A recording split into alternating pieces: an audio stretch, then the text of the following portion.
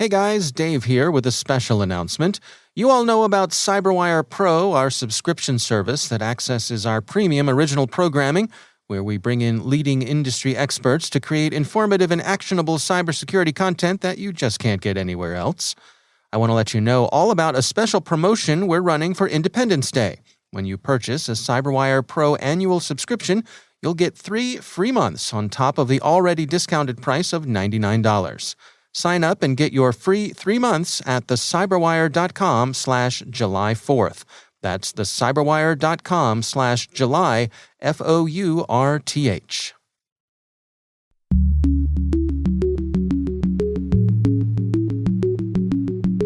Can some of these ideas about individual liberties and individual rights, which reach back to Enlightenment ideas, can they respond quickly enough to technology, which is just changing exponentially? Hello, everyone, and welcome to Caveat, the CyberWire's privacy, surveillance, law, and policy podcast. I'm Dave Bittner, and joining me is my co-host Ben Yelland from the University of Maryland Center for Health and Homeland Security. Hello, Ben. Hello, Dave. On this week's show, Ben has the story of an appeals court decision protecting big tech companies from responsibility for acts of terrorism. I look at a French surveillance company whose executives may find themselves in hot water. And later in the show, my conversation with Andrew Hammond, historian and chief curator at the International Spy Museum. While this show covers legal topics and Ben is a lawyer, the views expressed do not constitute legal advice. For official legal advice on any of the topics we cover, please contact your attorney. So, what's a con game? It's a fraud that works by getting the victim to misplace their confidence in the con artist. In the world of security, we call confidence tricks social engineering. And as our sponsors at KnowBe4 can tell you, human error is how most organizations get compromised. What are some of the ways organizations are victimized by social engineering? We'll find out later in the show. All right, Ben, we've got some interesting stories to share this week. Why don't you start things off for us?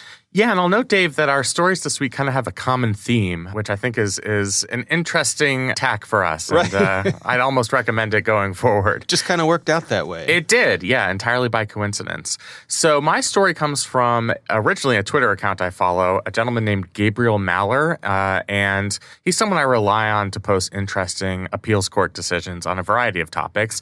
And he alerted me to a decision from the Ninth Circuit, which is on the West Coast, that holds that the Communications Decency Act, specifically Section 230, largely protects the big tech platforms, Google, Twitter, and Facebook, from lawsuits claiming that they assist international terrorists, specifically ISIS, by allowing their platforms to be used by ISIS members and thus bearing direct responsibility or indirect responsibility for these terrorist attacks. So this is actually a consolidated case. There are 3 separate lawsuits here coming from 3 separate plaintiffs, each of whom had a family member that was killed in a terrorist attack. One of them was killed in France, one of them in Turkey, and one of them in the San Bernardino attack here in the United States. So the Anti-Terrorism Act doesn't just impose criminal and civil liability on terrorists themselves, which it does, but it also includes a provision that was added in recent years, about 5 years ago,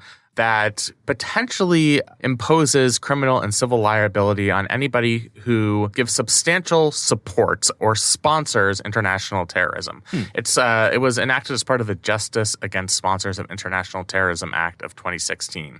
So that includes secondary civil liability for aiding and abetting or conspiring to commit international acts of terrorism. What the plaintiffs are alleging here, and their cases are slightly different, but they're basically alleging the same thing, is that Google or Facebook or Twitter are secondarily responsible for these acts of terrorism because they allowed this content to be posted on their platforms, and because their algorithms promote additional content coming from these terrorist organizations. So, for example, Google, when you search for ISIS or ISIS-related material, will give you a mosaic of recommended searches for additional information on that topic. Right.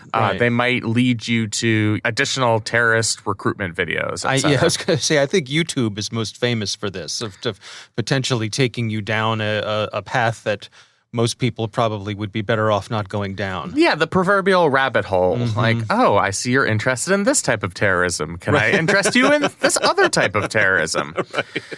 So these three plaintiffs brought a case basically trying to hold these companies liable. And the Court of Appeals here, the decision is complicated, but it largely shields liability on the part of these tech companies because of Section 230 of the Communications Decency Act. That section says that companies cannot be held liable for the content that's posted on their platforms. That's very basic to what the Communications Decency Act and Section 230 does, and that's something we've talked about a million times. Yeah, and that's sort of like the phone company can't be held responsible for conversations you have over their network. Exactly. Yeah. So that's a long-standing principle. Where this gets interesting is things like an algorithm. So what these plaintiffs are alleging is it's not the content that's posted on these websites. It's actually the creation of the tech companies themselves, the algorithms, the mosaics that are created by the use of search engines or searching tools, that's actually content created by the tech companies themselves, and they should be held secondarily liable for that content. Can you just quickly unpack what secondarily liable means with that secondarily term? What does that mean? So it means that you can be held liable as a cause of terrorism even if you did not commit the acts of terrorism yourself. I see. So of course the terrorists themselves are liable, but there can be other entities that also assume liability for the same incident, even though, as far as I know, Google employees themselves aren't the ones actually committing the acts of terrorism. Okay, sure. Makes sense. Section 230 of the Communications Decency Act can either be interpreted in a limited sense to only applying to the content that somebody else posts on a platform, or it can have this broad interpretation where it also shields liability for algorithms or any of the type of search engine optimization type things that these tech companies create. That these are creations used for their own self-enrichment. They're not built for the purposes of fomenting acts of terrorism. And that these are things that are universally applicable. So the algorithms haven't been specifically designed to direct traffic to ISIS websites or whatever. Right. They are created. That's just what they do. Exactly. They are created for, so to speak, like a secular purpose, which is we want to make more money and just incidentally. We want to amplify engagement. Exactly. Unfortunate side effect of that from time to time is terrorist recruitment. Right. If it just happens that people are recruited and commit acts of terrorism causing mass destruction and death, then, we're just trying to make a little bit of money. What's the problem with that? Right. We have a responsibility to our stockholders. Exactly.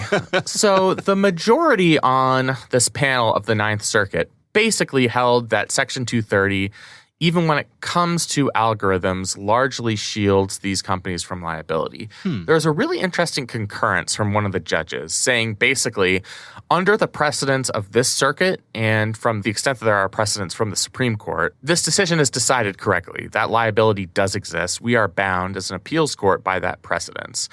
But we need to reconsider our Section 230 jurisprudence going forward because companies probably should be held responsible. It probably is a wise policy for companies to bear some civil liability, at least, for these types of algorithms where they end up illuminating and directing traffic to these destructive websites that can cause acts of violence or death. This is something you'll see in a lot of decisions where a concurrence will say, we're bound by precedent, but this is what I would like to see happen in the future. So it's both a call, I think, to members of Congress who could clarify the Communications Decency Act to not have this broad liability shield when we're talking about algorithms, but it's also potentially a call to either the full Court of Appeals for the Ninth Circuit, other federal courts of appeals, and the U.S. Supreme Court saying, I want to introduce this alternative theory of Section 230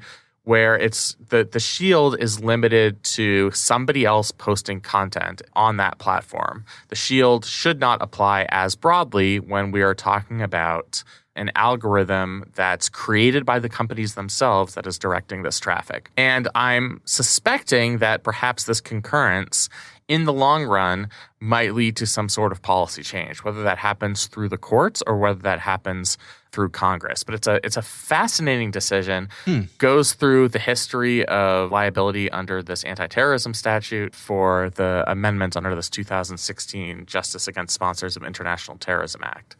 What happens next now that this decision has been released? Does it go somewhere else from here? Is it settled? What's the machinations that occur next? So imagine you are taking a 6-hour road trip. We are at the part of the road trip where you have closed your garage door and driven up the street. So that's my way of saying we are very early in the process because this appeals court decision was about motions to dismiss by the companies themselves. And they actually denied some of the motions on various issues that we did not discuss. Okay. So some of these motions to dismiss are now going to go back to the district court level. These are consolidated cases, so the outcomes at the district court level could be disparate. It could come back up to the Court of Appeals for the Ninth Circuit. They would rely on this precedent from the decision here, but it could take a while for the case to come back up to the Ninth Circuit. Once any case makes it back to the Ninth Circuit, you could have another decision. That decision could be reviewed en banc by the entire Ninth Circuit panel. So you know how frustrating it is to wait so long for any resolution to these issues. Right. The slow pace is both a feature and a bug, right? Yes, it sure is. It is. I think saying it moves at a snail's pace is a little too generous. Right. And you're unfairly besmirching snails. Yeah. Snails are much faster than our judicial system right. in some circumstances. Right. I do think the reasoning here is going to be applicable going forward, obviously in the Ninth Circuit. But now this can be a defining case in other circuits where they really took a look at this issue in a bunch of different contexts because we're talking about a bunch of different instances of terrorism. So I think this will have some precedential value. But as of getting some sort of final resolution, either on these 3 particular cases or a final resolution on the issue as a whole, we're going to have to sit and wait. Yeah, interesting, I guess, signaling here, right? Of interesting messaging coming out of this decision. It's fascinating messaging. Yeah. And I think it's a decision that's going to be cited going forward because I think it does help sort of define the scope, as this court sees it, of Section 230 in anti-terrorism cases. All right. Well, we'll have a link to the tweet that kicked off your investigation there. It actually hasn't been, as you and I record this, there hasn't been a whole lot of coverage of this decision yet. So you've really been digging into the case itself. Yeah, I've had to do some reading. It's hard to believe. It's an 167. It's like you're back in law school. I know, 167-page case. So it's relatively dense, but for those of you who enjoy legalese, it's a really fascinating decision to read. Yeah. All right. Well, we'll have a link to that where you can track it down there. My story this week comes from the MIT Technology Review. This is an article written by Patrick Howell O'Neill. And it's titled French Spyware Bosses Indicted for Their Role in the Torture of Dissidents. And this is kind of fascinating. And as you mentioned at the outset of our show, kind of along the same lines of what you were talking about here. This is about a company in France. Originally, the company was named Amisys. They later changed their name to Nexa Technology. Always good to rebrand after you've sold some of your spyware to it happens all the time. State sponsors of terrorism. Yeah. It happens all the time. So what's happened here is that the Paris Judicial Court has indicted some of the leaders of this company, claiming that they sold their technology to Libya and Egypt over the past decade or so, and that led to crushing of opposition, torture of dissidents, and other human rights abuses. This, I think, is fascinating. I do a weekly segment over on the Grumpy Old Geeks podcast, and there's sort of a dark running gag over there that no one ever gets punished for anything in tech. It doesn't matter what you can destroy democracy and no one goes to jail, right? No one goes to jail. Right. And in this case, there may be some consequences for some folks here from the powers that be over in France. So what's your take on this, Ben? That's a really interesting story. I'll first say that I'm limited by the fact that I'm unfortunately not an expert in the human rights statutes at issue here coming from the French government. Right. So I am speaking rather generally and not from an area of specific expertise here. But these are really serious allegations. So one of the allegations stems from the sale of the spyware to Gaddafi, Muammar Gaddafi, back in 2011, which was during one of the early days of the Arab Spring. And the allegation is that the use of the software led directly to spying on dissidents and eventually led to their torture. And they were able to testify. The people who were tortured were able to testify in a case in 2014 that helped connect the dots from the spyware to the torture itself. And the same with a separate sale of the spyware to Egypt under Sisi in 2014. I think it's really interesting, just like our previous story, that there's perhaps some limitation instigated by the judicial system, in this case in France, on the principle that you can do whatever you want to make a buck, if that makes sense. In the case we just discussed, it's can we maximize our algorithm?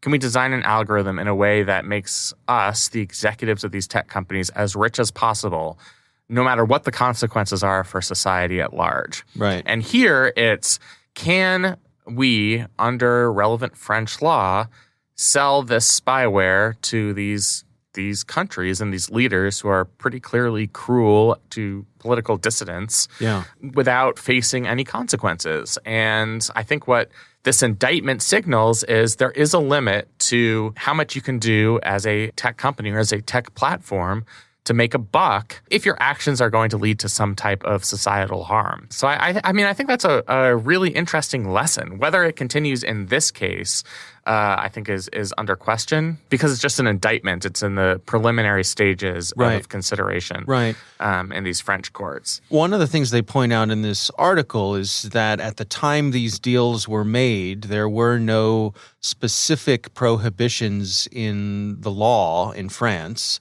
against these sorts of sales.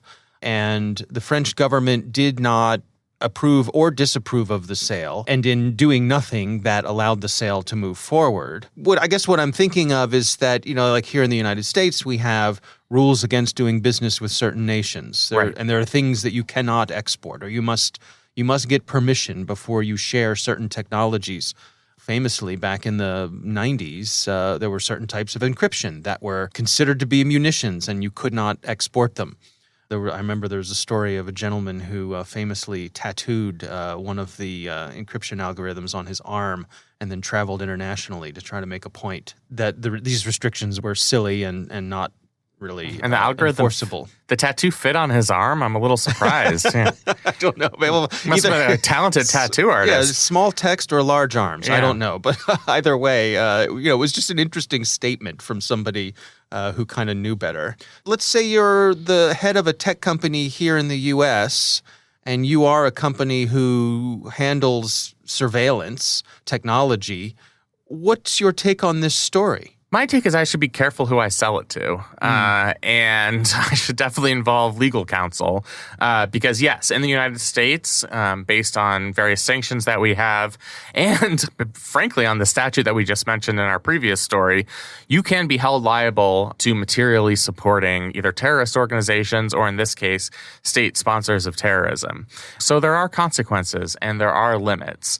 In terms of what happens in this case, because it's an indictment, the judges have to decide whether the case can proceed to criminal court or whether it would be dismissed based on a lack of evidence. And what one of the experts here said is these cases are notoriously difficult to prosecute for a number of reasons. Sometimes the evidence itself is a little unclear. Sometimes, like as in France, the sufficient regulations or requirements are confusing enough that a court might decide that there isn't enough meat in the bones of these statutes to prosecute a case. And corporations can exert political pressure on either judges or politicians to shield themselves from liability in these cases. I mean, they still carry a lot of political influence. Right. So I think anybody who's overly optimistic about holding these companies accountable, I think you need to kind of curb your enthusiasm, so to speak, Right. and wait to see whether this case actually proceeds. But I do think, if you work for a tech company in the United States and you see a case like this, I think this is a warning sign that you need to have some level of care in sales, in procurement, in order to make sure that you're not doing business with either terrorist organizations or state sponsors of terrorism that are enemies of your own country. Yeah.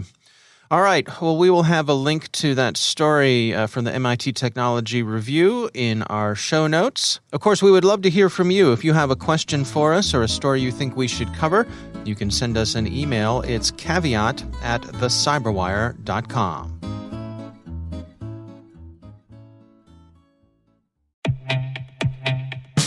And now we return to our sponsor's question about forms of social engineering.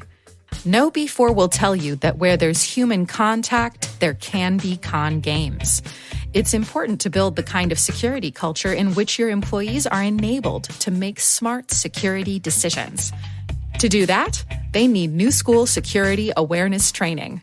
See how your security culture stacks up against KnowBe4's free phishing test.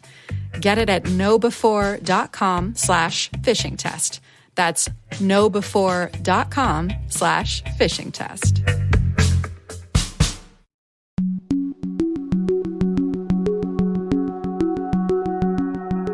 Ben, I recently had the pleasure of speaking with Andrew Hammond. He is the historian and chief curator at the International Spy Museum. Here's my conversation with Andrew Hammond. Today we are talking about this notion of freedom versus security online and in the real world. You wrote this interesting piece with your co-author Richard Aldrich about Obama, the NSA, and U.S. foreign policy. Can we just start there with a little bit of level setting about some of the backstory of how we have managed that tension between security and freedom? I think it's a big question that goes to the heart of debates about modern democracy and modern liberalism, the security of the state, the security of the enterprise, the umbrella under which people within that state live, and then also their own individual rights, their own individual freedoms, their own sphere where they can live their lives out without anyone looking over their shoulder or telling them what to do. So if we think about the American Revolution, that was in some ways a response to what was perceived as overweening government leaning too heavily on the citizens or reaching too much into their lives. So if we think about the technological changes that have taken place since then, I think one of the main tensions is, can some of these ideas about individual liberties and individual rights, which reach back to Enlightenment ideas, can they respond quickly enough to technology, which is just changing exponentially? So if we think about that journey over time, we could think about during the Civil War, we could think about Abraham Lincoln suspending habeas corpus.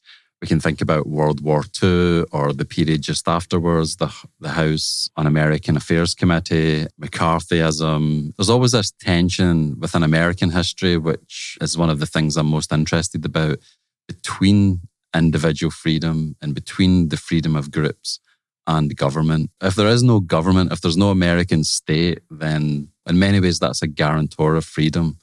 But how much power should that state have? Quite often people that man the government think that they need more power, and quite often people that are not in the government think that the government should have less power. So how does all of that cash out? How does all of that play out in the end? Well, in your writing, you've brought up a couple of events that really brought this to the fore. As we were, I guess, hot and heavy into the digital age, and some of these information gathering organizations like the NSA, the CIA, they were capable of gathering massive amounts of information in a way that perhaps hadn't been available to them before. And we had this combination of things. We had, of course, the Snowden revelations, but then we also had the revelations that the United States was taking particular interest in, for example, Angela Merkel's telephone. So we had this notion that, friends don't spy on friends, as they said. I mean, these two revelations led to a lot of conversation in this area. Can you kind of unpack the conversations that took place when these came to the fore? Yeah, I think some of the conversations that took place with say with the Snowden leak, I mean, I think one of the main things there, just looking at it, is that if you think about Edward Snowden, think about the types of positions that he had. He wasn't like a super high level person, but he sat astride a place where a lot of information flowed through. So I think that that's quite interesting. Or if you think about Bradley Manning, we're not talking Major General Bradley Manning or Colonel Bradley Manning. We're talking about someone pretty far down the military hierarchy. So I think that just given the volume of information that people that are trying to, intelligence agencies, militaries that are trying to make sense of all of this information, there's huge flows of it coming in. And I guess it's easier to hack into in many ways because the amount of people that are exposed to it can be much greater and the volume of information that's passing through can be much greater. I think some of the other debates about Snowden was that, sure, states have spied on their citizens historically, but now, just think about an iPhone. You're carrying around one of the greatest intelligence gathering devices ever devised in human history. Just think about the apps that you have if you've got an iPhone, your banking, your location, the food you're buying. You go to Whole Foods and you scan because you're a Prime member. People can probably deduce from what you're buying at Whole Foods. They can probably have insights into your education level, where you may live, your age, a whole variety of different things. So the potential of the information and the volume of information is huge. I don't think that Western societies have confronted some of the implications of the information age for the way that they do business, which is traditionally pretty slow, pretty labyrinthine, and very bureaucratic. We're in a very different kind of information space, and I don't think that government 2.0 has necessarily arrived as of yet. And on the spying with friends, I think that's a really interesting one because, this is something historically that has always happened. Britain spied on America in the run-up to World War I. The Americans spied on the Japanese during peace negotiations in the 1920s. The Germans spied on their Italian allies during World War II. So this goes on all the time. You can almost say that this is the default position. I think that very rarely you have this unique constellation of events that create a place where this doesn't happen. So one of the places that it's said not to happen is with the SIGINT relationship with Britain and America and within the Five Eyes community. So they're said not to snoop on each other, but historically they sometimes have. So we've got a very unique kind of setup of affairs, but I don't want to make it sound like, oh, well, I've researched this and I'm a historian. And of course, I'm just pouring cold water on every concern that everyone has because, I just know more. It's not about that. It's just, if you just look at it, look at the evidence, states historically have spied on each other apart from very rare occasions. Think about the amount of your listeners that have been in a relationship or a marriage, and the marriage, one of the main ways they break down apart from communication is through trust. And trust is a very difficult thing to maintain over a long period of time. So just like it is for couples, how many people have not just looked over the shoulder of what a partner's doing online? How many people have not wondered what their text messages are doing? So just as between couples that share a house, share a mortgage, have the same kids, just like trust can be difficult for them, it can also be very difficult for allies like Germany and America. That's not to say that I'm not justifying it. I'm not excusing it. I'm just explaining it. Like, this does happen and can happen and will happen. It strikes me as being kind of like, Casablanca, where I'm shocked to find out that there's espionage going on here, right? I mean... I think you should just assume that espionage is going on. Right. With the Biden administration, how do we see their approach being? I mean, I think it's fair to say things were fairly chaotic throughout the Trump administration. And so the Biden administration has the opportunity to sort of set their own level here. Are there any signals coming out of that administration so far? I think the first thing to say would be just, because I'm appearing on behalf of the Spy Museum, we try to steer clear of politics. So I don't want to get too much into Trump and Biden and so forth. I mean, I think there's a number of different ways of looking at the Biden administration. There's looking at Biden's backstory. So he was Obama's vice president for 8 years, and the article that you mentioned at the beginning of our chat was about Obama and Snowden and the NSA. So at the moment, because we're not that far into the administration, it's a little bit like reading the tea leaves, so we can look at he was vice president, well, but he could be his own man. He could be very different as president. We could look at some of the things that Biden, some of his positions in the past, some of the things that he's espoused.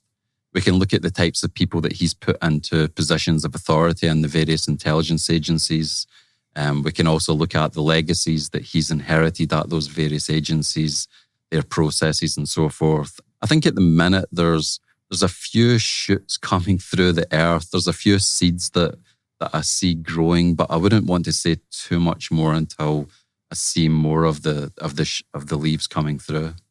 Yeah, that's fair enough. I mean, is this a fundamental tension upon which our democracy is built? Is it, not so much a bug as a feature of the system? To have this notion of freedom and security in tension, is that necessarily a bad thing? I don't think it is a bad thing because, I mean, let's take the term freedom. Like, in American history, it has meant different things to different people at different points in time, or even just more generally. So in the Civil War, James McPherson's great book, Battle Cry of Freedom, in that book, basically the Confederates and the Union armies, soldiers were fighting each other, killing each other, but they both said they were doing so on behalf of the same term. So we've clearly got an example where different ideas of freedom are at play. And this has been a constant feature of American history. Like, let me give you this really interesting experiment that I done when I was doing some of my research. There's an archive at Brown University of extremist propaganda and literature.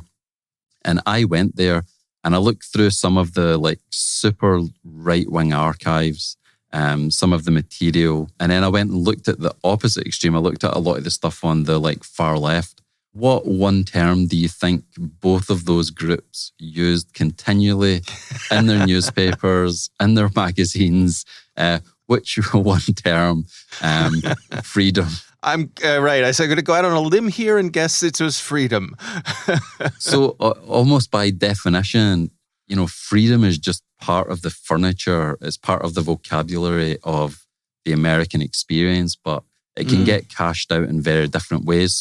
So it is always something that's a feature of the system. It's not a final destination. It's more a journey that America is on about what the nature of freedom is. And it can definitely mean different things to different people, different points in time. And security is one of the main complicating factors there, right? Because some people think that the nation is more secure when the state has more power.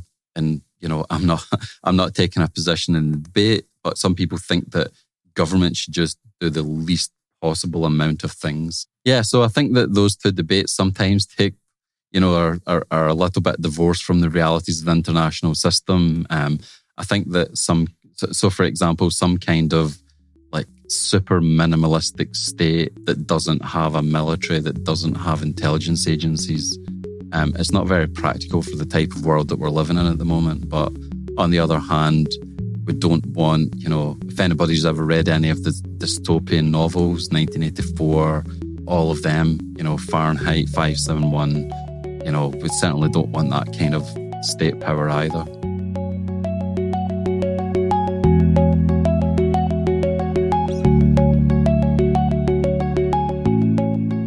Ben, what do you think? Have you been to the Spy Museum, Dave? I have, yes. In fact, for those who aren't familiar, they have it's a museum in Washington, D.C., and they recently relocated, I'd say, about a year before the pandemic shut us down. They greatly expanded, and it is, if you're coming to D.C., I'd put the Spy Museum on your must-visit lists of museums, especially if you have kids. It's really a lot of fun. It is. It's a very interactive museum. I went before they moved to their new location, but that's the first thing I would say. Highly recommend the museum. Yeah. Really interesting conversation. I think one thing that stood out to me is how much more we understand about surveillance in the last 10 years, starting with the Snowden revelations and then, with the additional revelations that we weren't just spying on our own citizens, but we were using surveillance techniques on our allies, people like German Chancellor Angela Merkel. Right. And I think that just kind of increased the awareness of the power of surveillance, how it's so pervasive, and we don't know what we don't know. The fact that all of this information was leaked leads us to believe that there's a lot of information out there on surveillance practices that hasn't been leaked, that perhaps is more intrusive than anything we've heard about thus far. But I thought it was a really interesting conversation. Yeah. Well, our thanks to Andrew Hammond from the International Spy Museum for joining us. We want to thank this week's sponsor, KnowBe4. If you go to kb4.com/KCM, you can check out their innovative GRC platform. That's kb4.com/KCM. Request a demo and see how you can get audits done at half the cost in half the time. That is our show. We want to thank all of you for listening. The Caveat podcast is proudly produced in Maryland at the startup studios of Data Tribe, where they're co-building the next generation of cybersecurity teams and technologies. Our senior producer is Jennifer Iben. Our executive editor is Peter Kilpie. I'm Dave Bittner. And I'm Ben Yellen. Thanks for listening.